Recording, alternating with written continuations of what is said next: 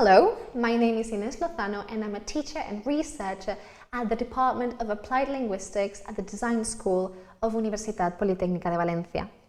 Today I'm going to tell you about 5 things you should avoid when presenting. So, the goals of this material is first to provide a general overview of the basic principles of oral presentations and then to outline 5 things that should be avoided when presenting in front of an audience. The contents will be the following. We'll make an introduction and then I'll give you 5 tips. Do not cross your arms or legs. Do not look at the floor. Do not gesture too much or too little. Do not stay still. And do not mumble or create awkward silences. And then we'll wrap up with some conclusions. So, some food for thought. I'd like you to ask yourselves the following questions. What makes you nervous when you present? What do you think makes you connect with your audience? What makes your presentation interesting to others? And what can you do to improve your presentation skills? So my first tip of things you should avoid is to cross your arms or legs. We all feel nervous about presenting in front of an audience. It can be a small audience, it can be a TED Talk kind of audience, it can be any audience, it can be in front of your professor. But the thing is that we have to be aware of what our mechanisms are and our reactions are that makes us feel nervous to other people. So our arms and legs very often embody how we feel.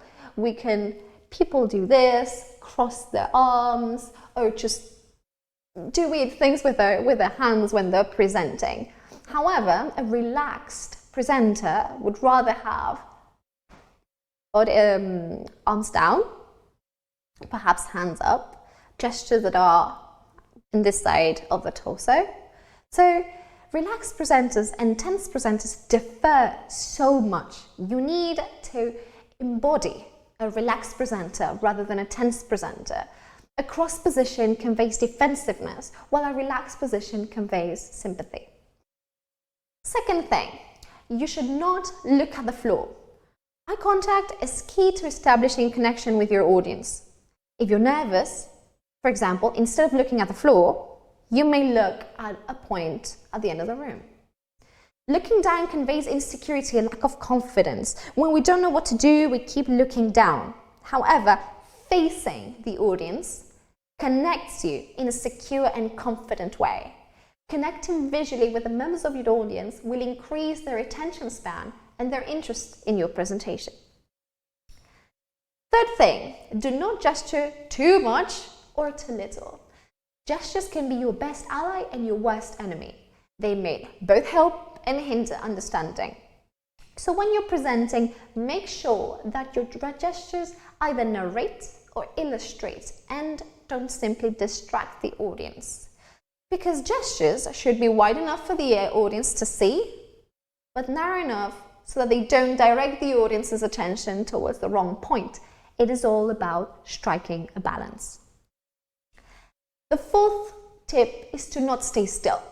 Movement is essential to keep the audience receptive to the content of your presentation. It keeps them awake. It keeps them willing to listen longer. So consider walk up and down the stage if you're on a big stage, following the pace of your voice perhaps, accompanying these movements with narrative and illustrative gestures. The fifth and last tip is to not mumble or create awkward silences. Speaking loud and clear will help your audience follow the content of your presentation because it will be easy for them. So please avoid a low tone of voice and intelligible sentences. Silence can be a great ally to create suspense, to raise expectations, or to give your audience time to reflect upon something you have said. However, on the other hand, silence can also make your audience feel lost and can reveal insecurity. So make sure you use your silence wisely. To conclude, presenting in front of an audience can seem a daunting task, but we can learn some things we should avoid in order to improve our presentation skills. Communication hinders on conveying confidence and taking the audience on an interesting journey with us.